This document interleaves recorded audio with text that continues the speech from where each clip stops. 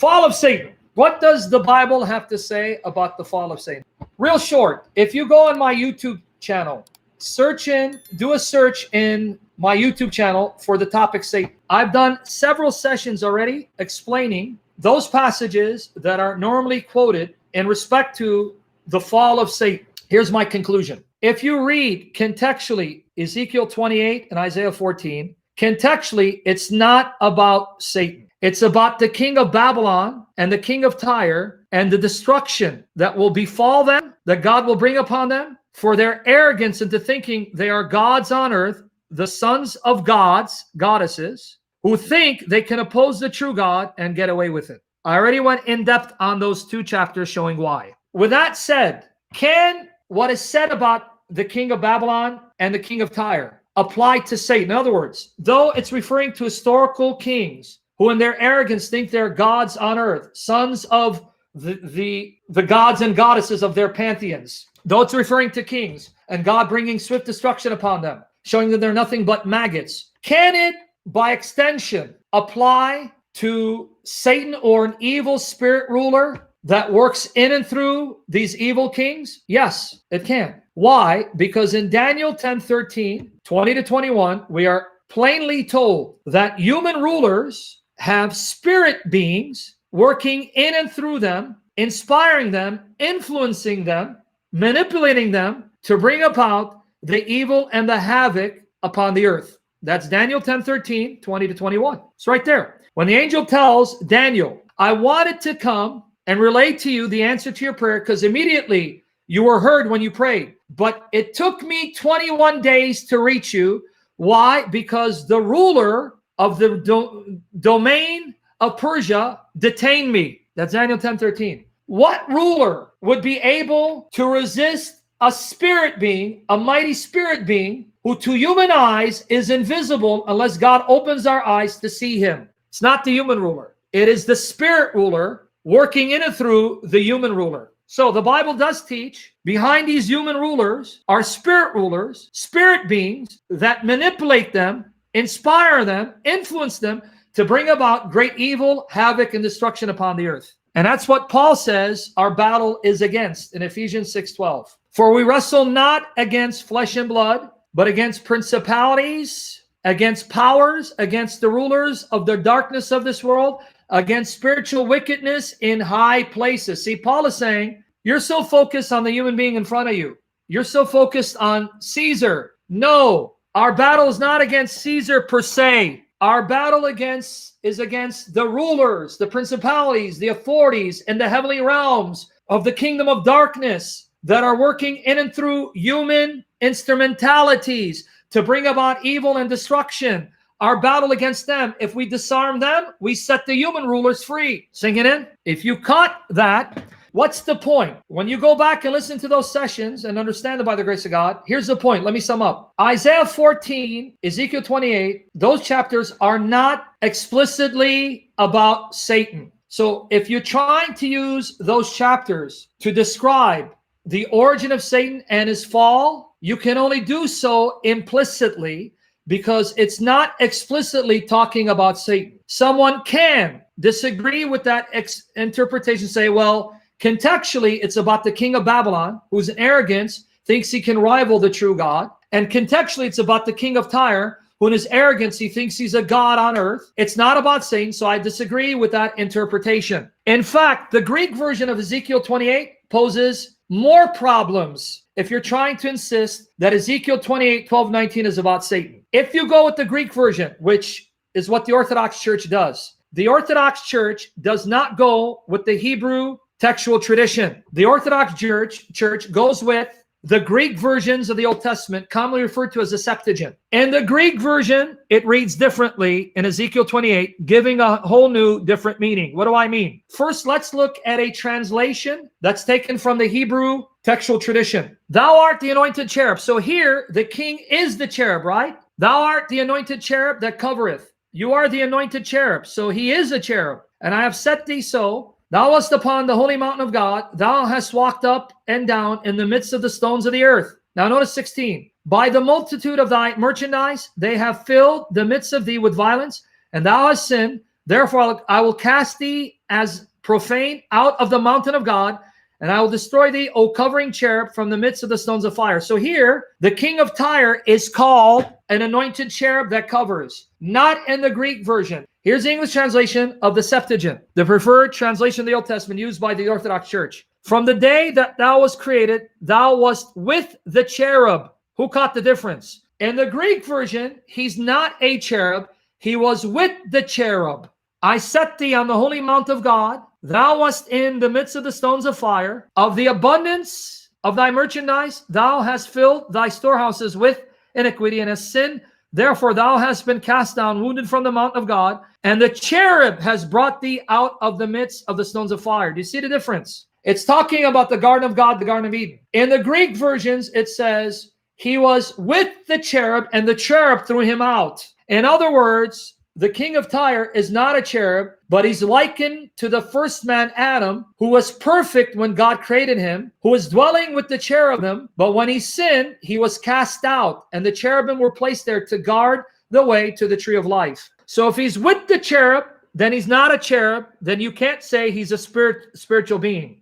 You see the problem? The Greek version says he's with the cherub, and when he sinned in the Garden of God, Garden of Eden, the cherub threw him out. That means the human king of Tyre is being likened to Adam, because like Adam, the king of Tyre thought he was perfect like Adam was. And like Adam, the king of Tyre thought he was wise because God had given Adam wisdom. But like Adam, he corrupted himself and was thrown out of the garden of God, even though before Adam sinned, he was walking in the garden with the cherubim. You see the difference now? You guys see the difference? So now, what's my point in bringing up these differences? If someone wants to just go with the plain contextual reading, they'll tell you, number one, Satan's not mentioned. Number two, the contexts are about two different historical human rulers who in their arrogance thought they were gods on earth and who could oppose God. And God is making fun of them, mocking them, describing them as gods, though they're not, by way of mockery, in order to show them you're no gods but maggots and you'll be killed dead. So someone can tell you neither passage speaks about Satan. You can say it's about Satan implicitly but not explicitly. So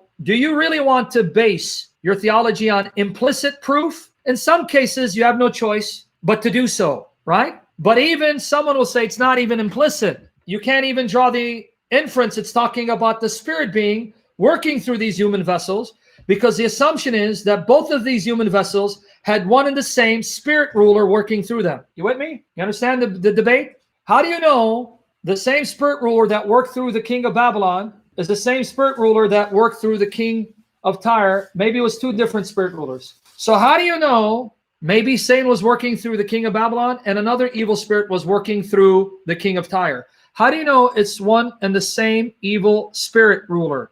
You see how many assumptions you need to bring into these passages in order to make your case? Too many, right? You have to assume that though it's talking about the king of Babylon, king of Tyre, it's then by extension referring to that evil spirit ruler that works through human agents, human rulers to bring about evil and destruction. Then you have to assume one and the same spirit worked through the king of Babylon and the king of Tyre, as opposed to different evil spirit rulers, different demons, fallen angels, working through different human kings. Too many assumptions, right? Then you have to assume that the Hebrew form of the text of Ezekiel 28 says that the king of Tyre is a cherub, as opposed to the Greek version, which is based on an older form of the Hebrew text, which says you were with the cherub and the cherub threw you out. Do you see how many assumptions we bring to these passages? Is it making sense before I move on? It won't be long. We'll be concluding soon. Too many, right? If you're still comfortable in saying it's Satan, that's fine. But you can't be dogmatic, because someone who reads critically will say, I don't see it. And they would be right. And they would have a valid point to tell you, I don't see it. And the Orthodox, especially, that follow the Greek form of the text, they definitely will not accept that Ezekiel 28, the king is said to be a cherub, because in the preferred Old Testament they go with, it says he's with the cherub and was thrown out by a cherub. So the Orthodox can't accept that reasoning. The Orthodox will not say, will not agree that the king of Tyre is said to be a cherub. They'll say, no, he was with the cherub and thrown out by a cherub because he's being likened to Adam in the day that Adam was created. In other words, he's saying, you were like Adam, who lived in the garden of God, who was perfect in the day that he was created. But then iniquity was found in him.